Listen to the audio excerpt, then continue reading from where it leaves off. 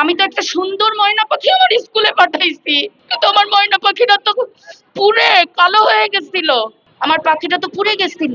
আমার বাচ্চা আজকে মরছে, আজকে যে আরেকটা মরবে না এমন এর তো কোনো গ্যারান্টি নাই। আমরা চাই এই স্কুল প্রতিষ্ঠানটা বন্ধ হয়ে যাক, কারণ এখান দিয়ে সবসময় প্লেন চলে। আজকে আমার বাচ্চা মরছে, কালকে আরেকটা মেয়ের বুক খালি হবে। আমি যদি কোচিং না করি, মিস্টার আমাকে আদর করে না, আমাকে প্রতিদিন বলে আম্মু আমি যদি কোচিং না করি মিস্টার আদর করে না। আমার মেয়ের ক্লাসটায় যখন আগুন জ্বলতেছিল না, তখন আমি ওইখানে ছিলাম। আমি সবাইকে বলছি যে আমার আমার বাচ্চাটার একটু খবর দেন আমাকে। আমার বাচ্চাটার কোনো খবর কেউ দিতে পারে নাই। আমার সামনে দিয়ে 3টা প্লেন এসে সব অনেক গার্ডিয়ান, 3-4টা গার্ডিয়ান, দুটো বাচ্চারা ছিল, ওদেরকে ছোট ছোট খন্ড খন্ড হয়ে গেছে।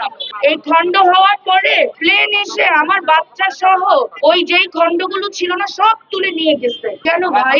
আমার বাচ্চাটাকে যদি নিয়ে না যাইতো তাহলে ওই ক্লাসে তো যেই কয়টা বাচ্চা ছিল আমি খুঁজে নিতে পারতাম। মাঠের রাখতো আমাদের নুরুন নবী স্যারের তো অনেক বড় মাঠ, ওইখান থেকে আমি খুঁজে নিতাম। আমি সারাটা দিন আমার মেয়েটারে খুঁজছি ভাই। এ বলে ওই হসপিটালে যান, ও বলে ওই হসপিটালে যান, সব হসপিটালে গেছি, কোথাও আমার মেয়েটারে আমি পাই নাই। আমি তো তখন যাওয়ার মতো পরিস্থিতিতে ছিলাম না। কেন আমাদের স্কুলের কি কোনোই দায়িত্ব নাই? আমি তো একটা সুন্দর ময়না পাখি আমার স্কুলে পাঠাইছি, কিন্তু আমার ময়না পাখিটা তো পুড়ে কালো হয়ে গেছিল। আমার পাখিটা তো পুড়ে গেছিল। আমাকে ডিএনএ করতে নিছে, 4জন ধরে আমাকে উঠাইছে ডিবি অফিসে। কেন আমাদের নুরুন নবী স্যারের কি এইটুকু দায়িত্বও ছিল না? আমার আরো একটা বাচ্চা এখানে পড়ছে, কিন্তু আমাকে মাইলস্টোনের গেট দিয়ে ঢুকতে দেওয়া হয় না। আমার সাথে অথরিটির কথা বলে ঢুকতে হয়। আমাদের স্যার তো অনেক মহান, সে অনেক মহান স্যার। আমাদের জন্য কি করলো? মিটিং এর ডাকার পরে আমাদেরকে সিগনেচার করতে বলছে। কেন? আমরা কি এখানে পড়ালেখা করতে আসছি? তাদের হাজিরা দিতে আসছি?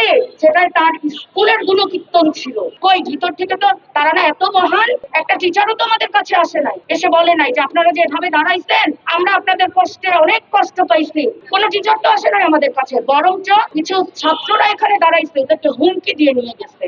আমার বাচ্চা আজকে মরছে, আজকে যে আরেকটা মরবে না এমন এর তো কোনো গ্যারান্টি নাই।